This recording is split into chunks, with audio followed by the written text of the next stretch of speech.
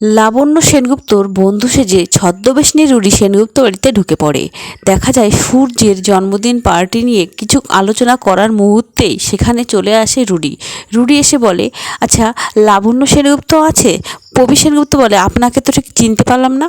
ওই ছদ্মবেশী রুডি বলে, আমি বিদেশে থাকি, আমি লাবণ্যর ফ্রেন্ড। ও বলেছিল যখন দেশে আসবি তখন আমার সাথে দেখা করবি। তখন পবি সেনগুপ্ত অবাক হয়ে যায়।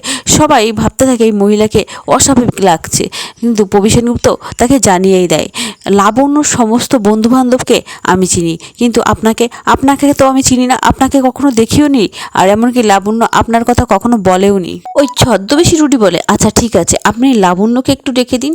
তখন পবি সেনগুপ্ত বলে, আসলে ও আমাদের মধ্যে নেই। তখন দেখা যায় ওই লাবণ্যকে খুঁজতে ওদিকে রুডি বলে, কি তাহলে হয়তো ও বাইরে গেছে কোথাও। তখন পবি সেনগুপ্ত বলে, না না, ও আর আমাদের মধ্যে নেই, ও আর বেঁচে নেই, ও মারা গেছে। তখন এই কথাটা শুনে রুডি এমন নাটক করতে থাকে, রুডি ভাবে যে এই সুযোগেই নাটক করে আমি ওদের মনটাকে জয় করে নেব। রুডি এমনভাবে কান্না করতে থাকে, লাবণ্যর নাম ধরে বলে, ও my friend, O my dear, তুমি এভাবে চলে গেলে আমি তো ভাবতেই পারিনি তোমার সাথে বিদেশ থেকে দেখা করতে এসে তোমার সাথে আর দেখা আমার হবে না। ছদ্মবেশী রুডি লাবণ্যর ছবির সামনে দাঁড়িয়ে কান্না করতে থাকে, এমনকি লাবণ্য ছবিটা হাতে নেয়, নিয়ে সবার দিকে পিছন ঘুরে লাবণ্যর দিকে এমন মুচকি হাসি হাসে আর বলে, লাবণ্য সেনগুপ্ত, তোমার পরিবারকে ধ্বংস করতে আমি এসে গেছি। ওদিকে দেখা যায় ছদ্মবেশী দীপালি সে আড়াল থেকে দেখতে থাকে যে ওই রুডিকে দেখে তার খুব একটা সুবিধার মনে হয় না। সে দীপা মনে মনে ভাবে, এই মহিলার কথা তো কখনো মায়ের মুখে শুনিনি, আর এই মহিলাকে দেখেও সুবিধা মনে হচ্ছে না। হঠাৎই দেখা যায় উর্মি বলে, দীপালি তুমি কোথায় ছিলে তুমি সবার জন্য জলখাবার বানাও। তখন দেখা যায় ওই ছদ্মবেশী রুডি কান্না করতে থাকলে দীপালি বলে, আচ্ছা তুই যা, তুই দেখ তোর শাশুড়ির বান্ধবী কান্না করছে, তুই যা ওর কাছে। এবং দেখা যায় রুডি ইচ্ছাকৃতভাবেই লাবণ্যর ছবিটা হাত থেকে ফেলে দেওয়ার চেষ্টা করে। ঠিক তখনই কিন্তু দীপা ছবিটা ধরে নেয়, আর সূর্য তার মায়ের ছবি পড়ে যাচ্ছে সেটা দেখে চিৎকার করে মা মা বলে। তখনই দেখা যায় দীপালি ধরে নিলে সূর্য বলে, অনেক ধন্যবাদ দীপালি তোমাকে, তুমি আমার মায়ের ছবিটাকে বাঁচিয়ে নিলে। পবি সেনগুপ্ত চিৎকার করে ওই মহিলাকে ছদ্মবেশী রুডির উপরে চিৎকার করে বলে, তুমি কি সাবধানে কোনো কিছু করতে পারো না? তুমি তো এক্ষুনি ছবিটাকে ভেঙে ফেলছিলে।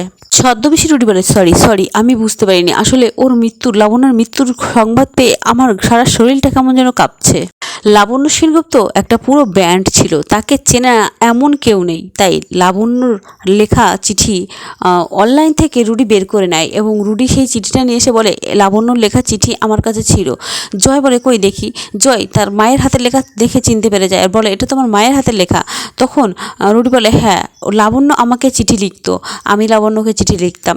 রুডি বলে, স্পষ্ট চিঠিতে লেখা আছে দেখুন, ও আমাকে চিঠিতে লিখেছিল যখন তুই বিদেশ থেকে ফিরবি তখন আমার বাড়িতে এসে কিছুদিন থাকবি, তাই আমি ডাইরেক্ট লাগেজ নিয়েই এ বাড়িতে এসেছি থাকবো বলে।